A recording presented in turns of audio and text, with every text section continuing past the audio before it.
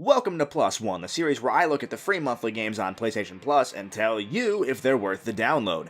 After all, the games may be free, but your time is valuable. Today we're taking a look at Strike Vector EX, a mech shooter that launched on the PS4 in August of 2016. The gameplay in Strike Vector for some reason reminds me heavily of Starhawk's space combat. Anybody else remember Starhawk? No? Just me? Okay. Strike Vector is, in a nutshell, a dogfighting game. You take control of a character piloting a Vector, a spaceship with two modes, stationary and fast. I'm not kidding, those are the names. In stationary mode, it plays exactly like you'd expect, stiff controls but with more accurate aiming, and in fast mode you're flying around as if you're in a jet. The name of the game is Killing. Fly around the map, kill enemies, complete any optional objectives, and move on to the next fight. The game features both a single-player campaign and a multiplayer mode, and boy oh boy, let me tell you, the single player is something else. The actual missions themselves are fine, the AI is pretty competent in everything, although it does boil down to a lot of, hey, shoot endless waves of bad guys until we decide we're done. All in all, it's a passable introduction to the multiplayer mode. What makes it a trip is the horrendous story.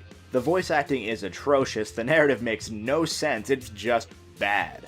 The lead character's voice work in particular is hilariously bad. I swear a paper bag could give me more emotion than this guy. I didn't shout out in joy on that day. No, I pissed my pants in fear. Also, like 2 missions into the plot, after we're told that this guy had to enlist to help pay for his family's medical bills, he just up and chooses to become a pirate after the enemy just says, hey, wanna be a pirate?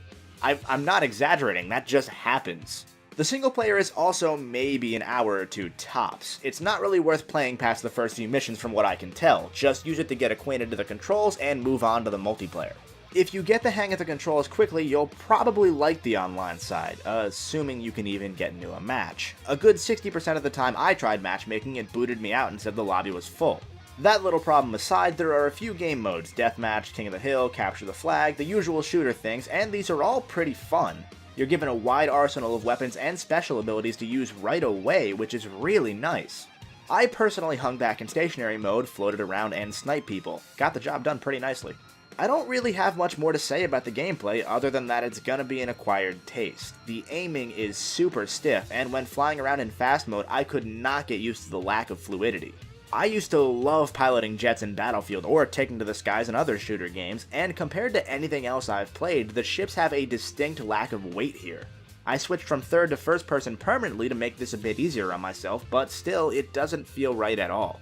At the very least, the aiming lines up with other dogfight style games that I've played in the past. Aim at the diamond around the enemy, and 9 times out of 10 your shot is hitting.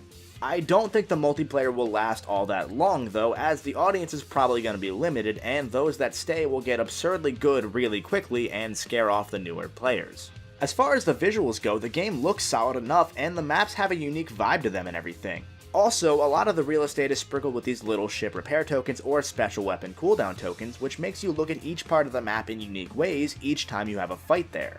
The level vibes actually reminded me of the mining sections in Gravity Rush 2 and, again, Starhawk. It's also noteworthy that while the frame rate didn't seem to dip for me personally, there is an option to lock the frame rate so that if you have problems, that's there, and that's nice.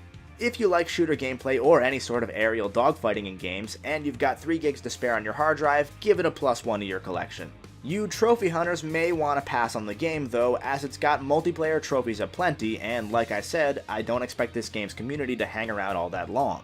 If you're watching this video after September ends and it's no longer free, I would recommend looking on forums to see how active the community is, but there's no official website for the game or developer anymore, and the Strike Vector subreddit is mostly dead. Because of that, I can't say it's worth the $15 they're charging on PSN, especially since the game is only $12 on Steam. I would wait for a sale and buy at your own risk, because the odds are when you do buy it, there won't be much life left in this game's multiplayer.